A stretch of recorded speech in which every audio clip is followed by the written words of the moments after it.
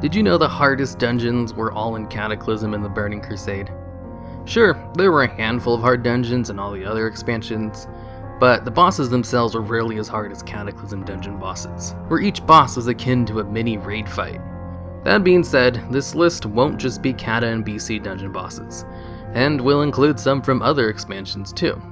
But between you and me, Cataclysm was the golden age of hard dungeon bosses, and BC was the golden age of hard trash mobs. Now let's get started with the list. I have witnessed the rise and fall of empires, the birth and extinction of entire species. Over countless millennia, the foolishness of mortals has remained the only constant. Your presence here confirms this. Number 10. Loken. Loken was the most dangerous creature in early Wrath for having killed more players than anything else, back when WoW used to actually track that stat. His heroic fight is pretty straightforward. Stay close to the boss the whole fight, do not stay close to other players, and run out when he uses his lightning nova. Sounds easy, right? Well, it's actually a pretty easy thing to mess up in pugs. Accidentally running over multiple players, not reacting fast enough to the nova, just dying to the constant lightning damage. Heroic Loken was the bane of early Wrath heroic dungeon groups, until they outgeared it and just zerged the fight.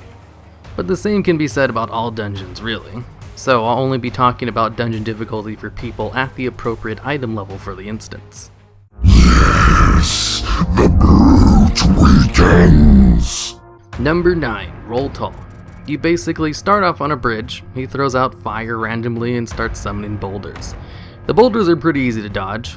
All seems pretty easy until he starts pushing you towards the back of the room. Now you have to continuously run forward, dodging fire, and what do you know? The boulders come back to the front, and getting hit by one is almost certain death.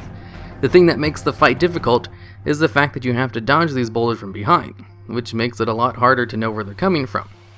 But once you learn that the boulders follow a pattern, it's a pretty easy fight, and it's only that one little phase that's hard. But I mean, I see tons of players die to simple raid mechanics all the time, and that one phase is a tiny step above an easy raid mechanic. So lots of people still die to that phase. That's why most groups that do it pop bloodlust at this boss rather than the final one. Well, mythic difficulty anyway. WoD dungeons on a whole don't have very difficult boss fights, so no other ones will appear on the list. But I thought I might as well at least mention Warlord Zael, the final boss of UBS. I don't think I've ever wiped to any other boss this expansion more than this one. So many people killed to such simple mechanics. She's probably harder than Roltall, depending on who you ask. Roltall is harder if your DPS are bad. Warlord Zael is harder if people are bad at running away from fire. No! Throngus get whipped again if he no finish! Number 8. Forgemaster Throngus. The best advice for this fight was to just 2-heal it. This should tell you something about the boss, and the best strat to down him is to use an extra healer and a 5-man. The reason for the 2-heal strat was that he had an ability that targeted a random player called Impale, which stunned the target and did a ton of damage. If this ability targeted your healer 2 times in a row, your healer was dead, and the rest of the fight wasn't exactly a cakewalk either. But the RNG component to the fight made it so that you'd sometimes just auto-lose if you were unlucky, and there wasn't much you could do about it. That's just bad design, and the only way you can get around this flawed mechanic was by having a second healer. His other phases weren't no joke either. He cycled through a few phases, and only uses Impale during his mace phase. Also during this phase, the tank had to kite the boss around the room because he did unhealable damage. His sword phase made him attack faster and put a stacking dot on the tank, which had to be constantly dispelled. And his shield phase required the raid to get behind the boss quickly or be burned to death. And while on the backside, he got shot by untargetable archers in the wall. And did I forget to mention this boss was slightly overtuned during its launch? Even without your healer randomly dying to unavoidable bad luck, you'd still have a hard time with it. Forgemaster was a monster of a boss fight, but most players didn't even consider him the hardest boss of the instance. That honor went to the last boss, Erudax. The boss required coordination on par with a mid-range raid boss, which was too much to handle for most pugs. If the tank sucked or wasn't geared enough, he could die to the boss's spiky damage. DPS could get 3-shot by the Binding Shadows. He had to stand in the fire to not be killed by the raid-wide damage, and he had to burn down the 2 adds that spawned and ran to opposite sides of the room. Even experienced groups had difficulty with this fight. This may come as no surprise, but both Forgemaster and Erudax got nerfed multiple times to make them a little less ridiculous as time went on. Who dares awaken Arcadus? Who dares the wrath of the Makers? Number 7, Arcadus. This boss was higher level than the rest of the instance. He was level 47. Everyone else in the place was around level 35 to 40. There was a half-point way door, which suggested the first half was supposed to be for low-level players and the second half was for high-level players. But they abandoned that along the way and forgot about the last boss when making the shift. The fight itself had the boss periodically summon adds to kill, which for a low-level dungeon group was not something you'd be used to. Plus, many classes didn't have their AoE spells yet, or have an AoE at all. And if you ignored the adds, you could get run over pretty quickly. At the end of the fight, when the boss was low on health, he spawned a group of elite adds that you could either deal with, or ignore and burn the boss before they killed you. This boss had one of the highest kill counts in vanilla, higher than even some raid bosses for its difficulty to low-level players. But, to be fair, its difficulty stemmed from it being a way higher level than it really should have been. Blizzard did the same thing in a few other vanilla dungeons to make the final boss harder. They just made him a higher level than everything else. Lackeys be damned! I'll finish you myself! Number 6, Priestess Delrissa. This fight is a lot like faction champions, in that if you treat it like a regular PvE fight, you're going to have a very hard time. But if you treat the fight like a 5v5 arena match, it goes a lot smoother. The adds constantly reset aggro and make a beeline for the healer. They don't hit very hard, but they do all have some sorts of different CCs. The adds can be CC'd themselves, but the priestess will dispel most of them, so you usually want to kill her first. If you're unlucky, you might find yourself CC'd to death though. So the fight was a mixed bag, and could be really easy, or annoyingly difficult. It's on the list for being a somewhat hard boss that required you to play differently to make it easier. And people didn't really like it, kinda like how Faction Champs is one of the most hated raid fights ever. People do not like to be forced to do PvP in PvE situations. Number 5, Baron Ashbury. This fight was built around interrupts. Not a ton of fun back when interrupts weren't all baseline, and your group might only have that one to split between his two heals. The boss would periodically bring everyone down to 1 health, and then cast an AoE heal that would heal the group as well as himself for 10% of both your guys' health. It was sometimes actually okay to let one of those heals go through, just to get everyone's health up a little, since healing everyone back up from 1 health with Cata's terrible healer mana pools was tough. Especially since that phase could sometimes sync up with his soft and rage mechanic where he'd start spamming a shadow AoE. He would also randomly cast a heal that healed him for 25% of his health, which just needed to be interrupted every time. Plus a channeled ability that needed to be interrupted sometimes if a player was in danger from dying from it, since he would also put a stacking debuff which increased all shadow damage by 20%. And to make matters worse, troll druids had to shift out of their animal forms for the asphyxiate, or they would get killed rather than being brought down to 1 health, because of their old racial Beast Slayer, which increased their damage to beasts by 5%. For some reason, this damage modifier was added to asphyxiate, giving troll druids a hard time. It was eventually nerfed. They reduced the AoE heal to a 5% heal down from 10%, and straight up removed the 25% heal, eliminating the need for one of the interrupts, and of course fixed the troll druid bug. It is a small matter to control the mind of the weak, for I bear allegiance to powers untouched by time, unmoved by fate.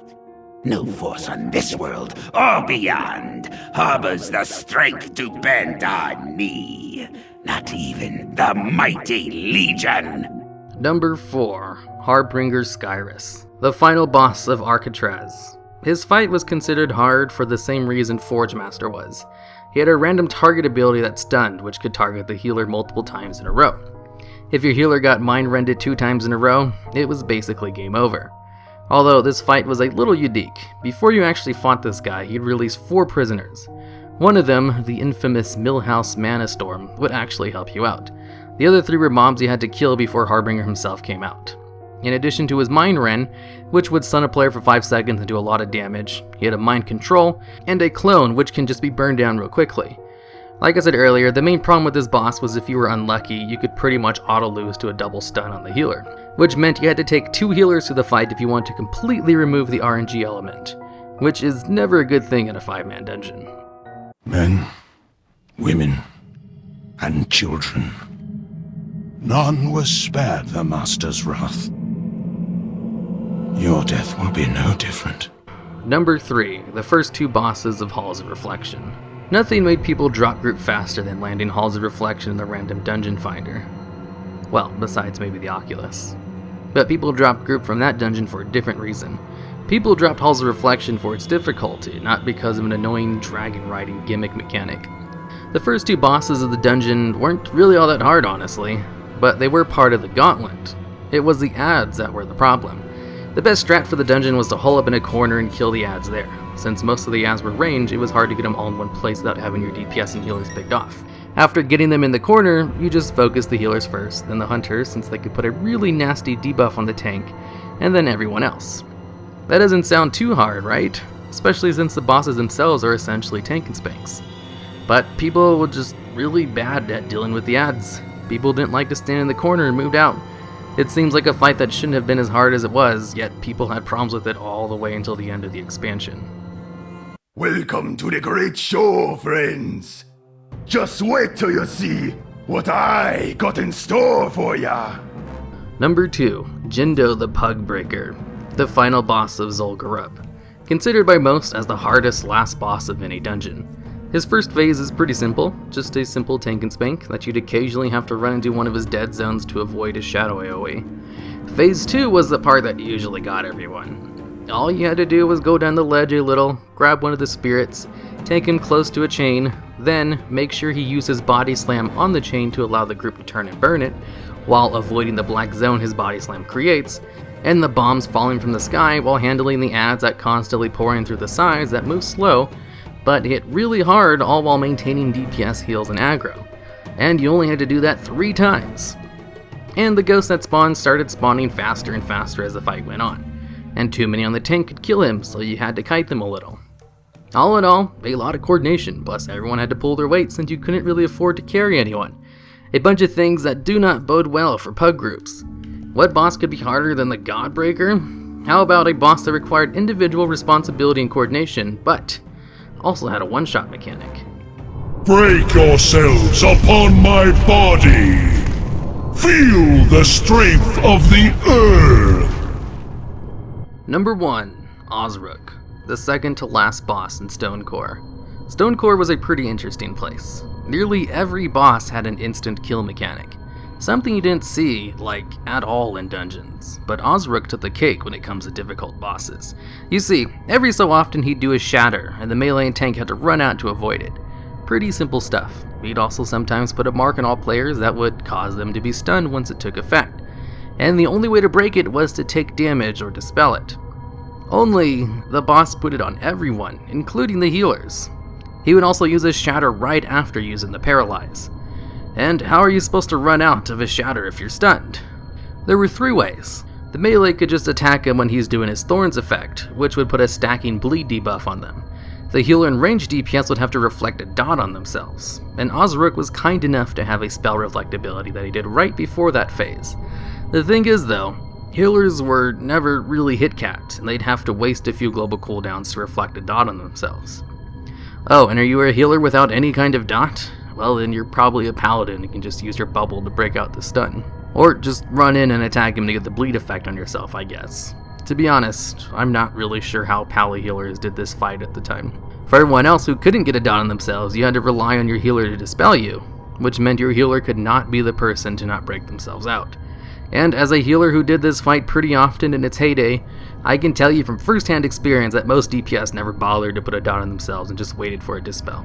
The reason I put this boss over Jin'do is because at high enough gear levels, you could just power through Jin'do's mechanics. But you always had to do Osrook's mechanics since they weren't really something you could blow your way through. Only make the fight shorter to not have to deal with them as often. And that's it for the list. Any really hard dungeon bosses that I may have missed? Let me know down in the comments. It was really hard to find dungeon bosses that weren't from Cataclysm.